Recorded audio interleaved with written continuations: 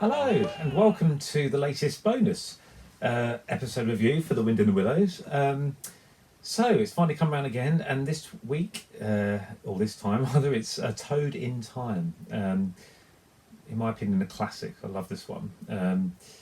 I've just turned this around because this represents winter now. I should have done it on the last episode, the standard one. So I've just reviewed Champion of the Green Bay, so do look out for that one as well. But yeah, without any more ado, let's get straight into A Toad in Time. I'm just going to press play right now. There we go.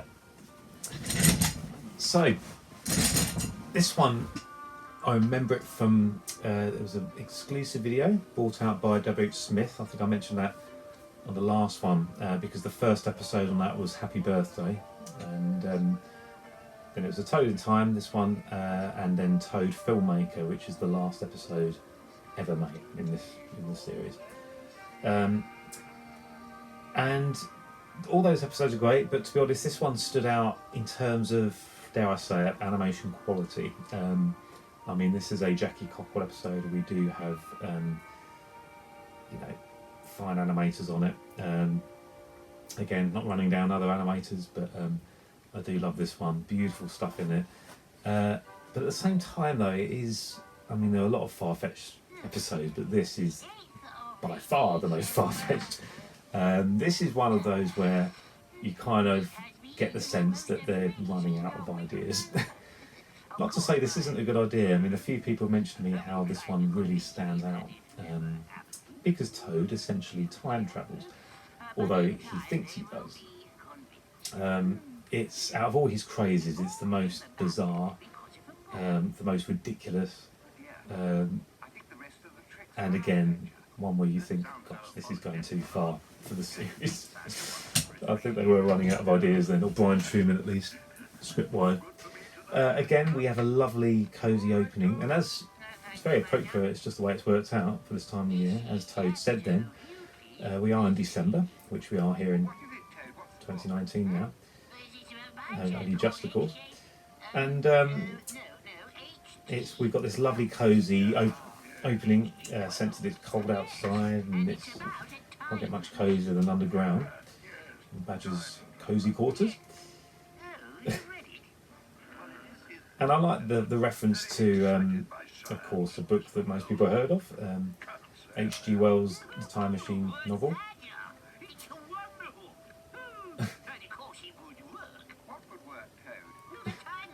The fact that Toad's saying, of course, it would work. I mean, it is crazy. When you actually think about it, you analyse it. Doesn't. I mean, as stupid as Toad is, how can he not stop to think that it obviously wouldn't work? And if it had, people would have made it by now, and it would be, yeah. It's very far-fetched. But there's some great moments in this episode coming up.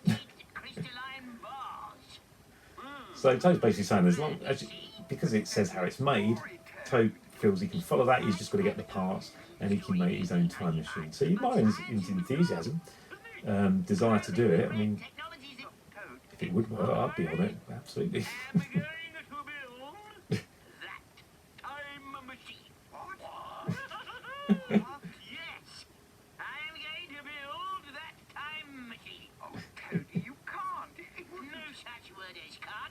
Love that. No such word as wouldn't. Oh. Nice to see Toad in his... It's interesting actually seeing him in his checkered outfit, which does appear quite a lot in Series 5 actually. They did away with it more in around sort of Series 3, around that sort of time, 4.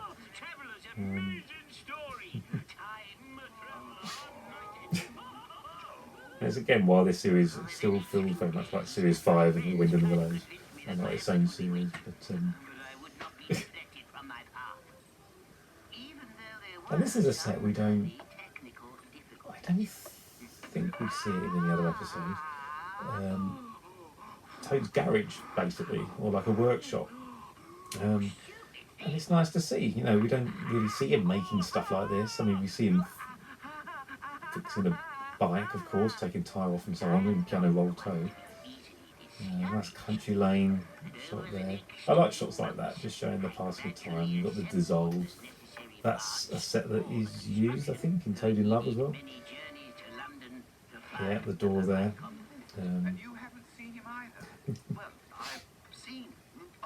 Just building like walls just to suggest you're in the city or away from this nice country life that they have. And then of course we go to moles, and we've got, again, it's one of those episodes where we go around some of the houses. Perhaps we ought to go round and see him. He wasn't all that pleased to see us last time. No, but all the same, should we see what Badger thinks? Yes. Yes, I think we should. Toad, of course. Yeah. And those shots are important. I mean, it does feel like we're slowing down, and of course you think, oh, are they really that, necessary, breaks the action up and everything, but Ratty and Mole and Badger, we need to see how they feel about this, and just, makes it, clarifies and confirms how ridiculous it all is. Now, I don't know if you noticed there, we just, as the camera panned there, we got a glimpse of those doors. You can just see them there. If you look closely, are the doors from the lift from Gadget Mad. The lift that, there you see the top of the lift there, the dial. I like that little touch. It's like something that Toad's tried in the past that never quite worked.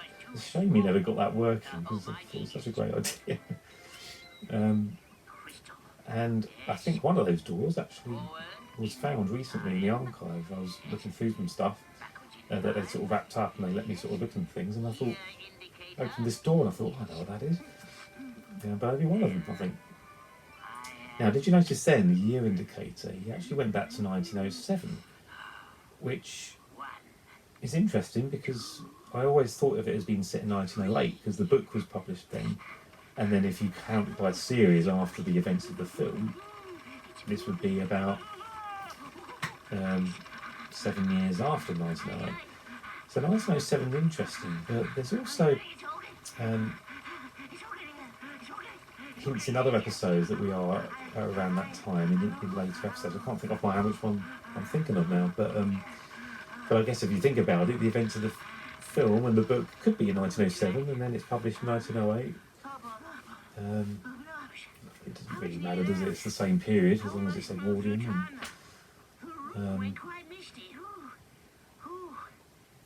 And actually, if you did go by a series after the events of the film and the book, we would be outside the Edwardian period if we think of it this way, by the time we get to series 5. Love the animation of Toad being so exhausted.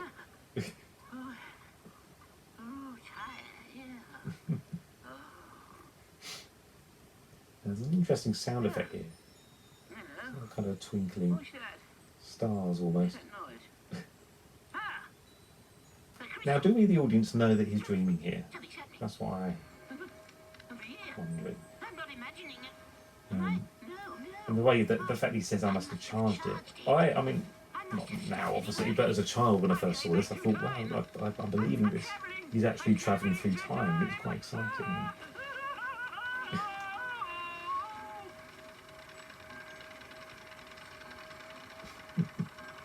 Well, what a great model that is, that time machine. And I wonder how accurate it is actually. I mean, I'd love to explore that book. I don't know it really, I don't think I've read it. I've read bits of it in the past, but I'd love to look at how accurate this actually is and how far Cosgrove Hall pushed the detail. Now there's a slight blurred effect, you notice, around the frame. And I believe to do that they would have had panes of glass and just smeared it slightly in places. Gives it a dreamlike effect, so it does already suggest that this is a dream. But is it? It's kind of like, it's not that obvious. It could just be that he's back in time and it's just got that dreamlike feel to it. And again, we've still got that sound effect of like twinkling sound effect.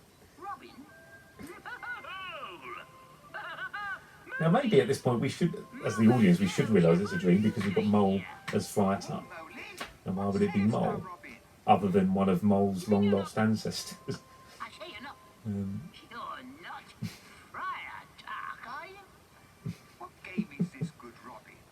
They're lovely costumes. And of course I think these costumes of course were used in Midsummer Night's Disaster. Don't know which one would have been animated first. but this is a later episode in terms of broadcasting.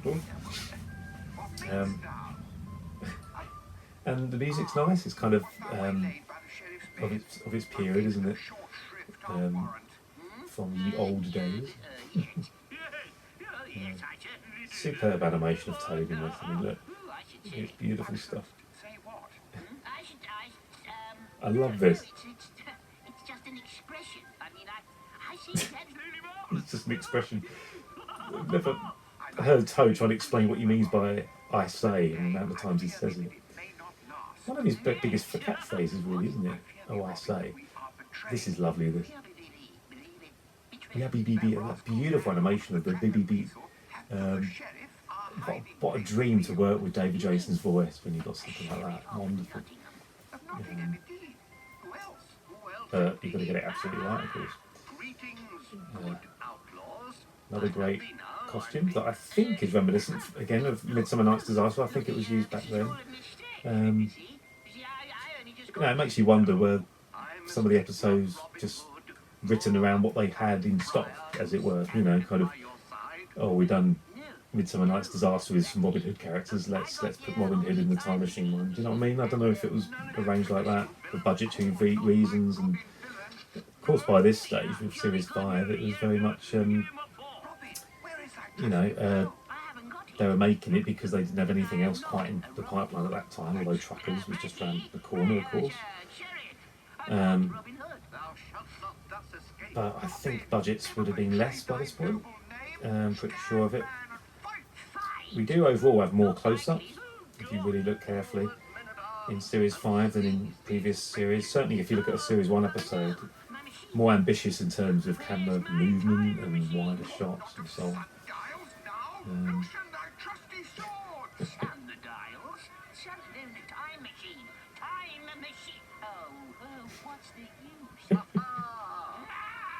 Of course, it has to be weasels, doesn't it? But I love that it's Ratty. It would have made sense it was the Chief Weasel was the Sheriff of Nottingham, but it's just an interesting idea having Ratty.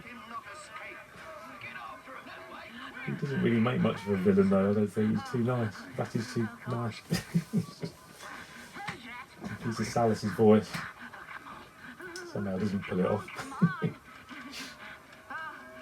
So those feet would have been anchored there to be able to tilt the ankle joints there.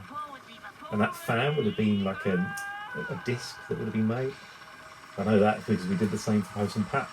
The special delivery service with Pat's helicopter. We developed a disc that you just, when you animate, you're just going back and forth, rotating like that. But notice how it changes to the actual blade there, the propeller. You just do it by switching to the propeller and animating that like that, and then just slowing that down. It just works. Works as a transition. Your mind fills in the rest.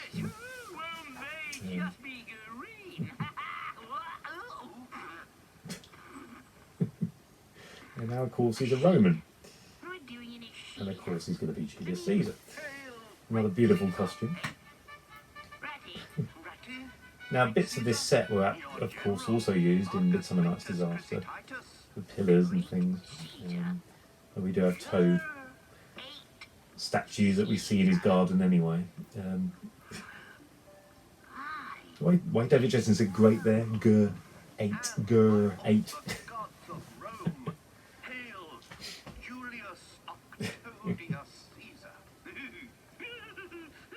And it's quite nice that Ratty was bad then, but now he's good in this one. So it seems. Marcus is playing. I love how he's trying to speak like Romans did. Let's tell thy news.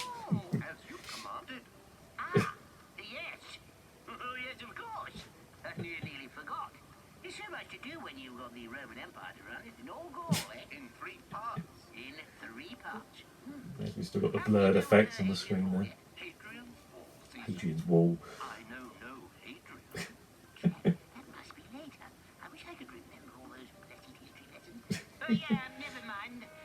But it's interesting because when little things come up like that, especially these days, the internet, it makes you want to look up Hadrian's Wall and anything that's mentioned. You know, if you're a child watching this, you can learn some stuff.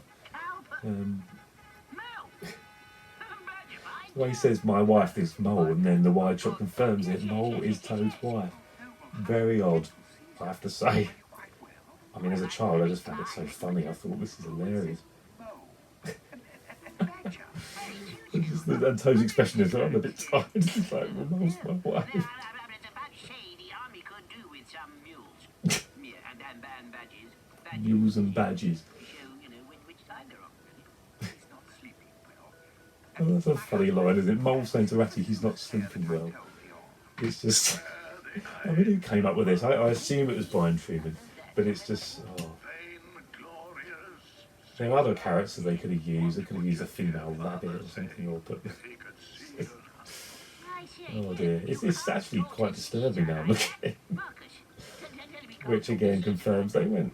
Yeah, they were going too far by this point. It's good the series ended when it did, I think. Even though, wouldn't we have loved to see more? Of course we would. You know, again, they're like, what does he mean by I say? And then, of course, we do have the weasels, or the chief and the henchman this time. Now, I noticed there's a very interesting touch there. In the way Badger hesitated before he addressed Cassius as in the chief weasel, sort of cleared his throat as almost to say, oh, I've got to work with the chief here. Almost like it's an act. See what I mean? There's a lovely kind of almost fourth wall, I guess, sort of being broken there. Almost the sense that everyone's in on it. Look at the eyes. Wait till Brutus gets here. He's got an even better idea. I always love it when they bring the eyebrows up for the Chief Weasel, and it happens in a lot of episodes. Very simple movement, but it just shows a kind of just a lovely change of expression, or like an emphasis for something that the Chief wants to say, an excited kind of enthusiastic emphasis. Love it. Lend me your shears. Feels like a nightmare now, doesn't it? I mean, this sense that they're going to chase him and go after him, and you're with him, you're like on the edge of your seat. Oh my gosh, get out there, Toad, come on, we're with you. Forward in time.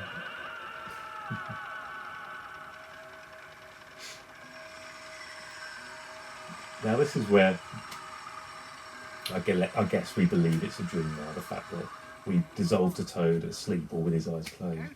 Or is he just worn out from it all?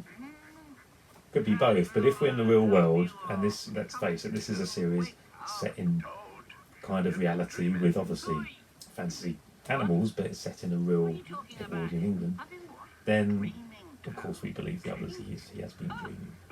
That's what you think.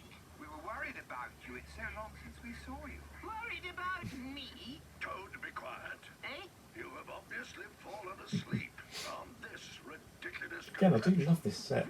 Ridiculous contract. I think I should look at it more closely, maybe it was used for something else.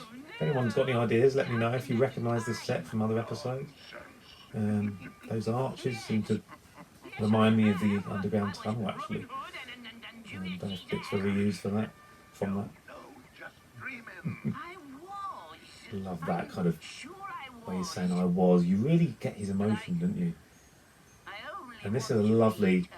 This is what's lovely about this episode, because at the end Don't we want to be famous. get the sense that he's turned over a new leaf Want to almost. chop your head off or something. And even Toad's concerned. Badger's concerned. He's like, this isn't like the Toad we know.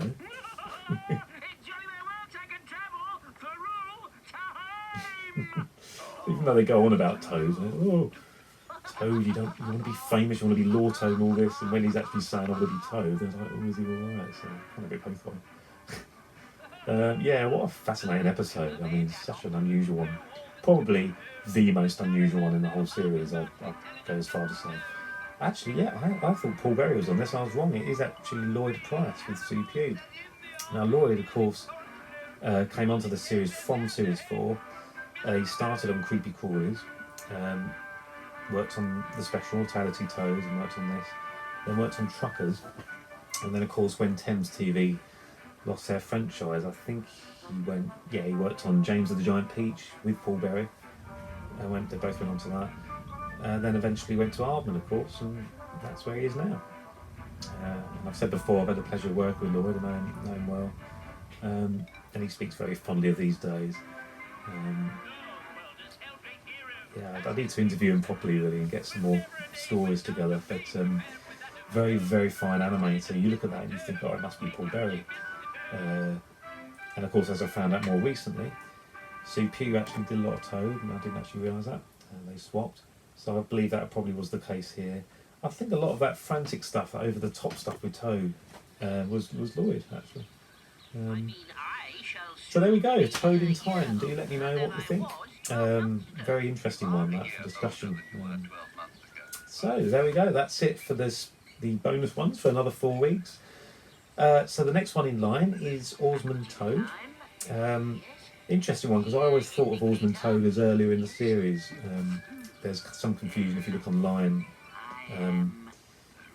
There are some lists that suggest that Oarsman Toad was in fact broadcast earlier, and it was in the wrong order on the DVD box set release. But in fact, the order is correct on the box set, just to clarify that. Only because I managed to track down digital copies of TV Time from that year, 1990. And the order is confirmed if you go through all the issues. I think a couple were postponed. There were some gaps because there was the World Cup that year and so on. But yeah, this was the actual order. So Oarsman Toad is the next one. So that's what we'll do in 4 weeks' time. I love Oarsman Toad. It's such a great one. And I believe a favourite of a few viewers. There we go. So thanks again. Do join me next week for the regular episode, which is Patient Toad. And if you haven't found it, I've just published today as well, Champion of the Green Bayes.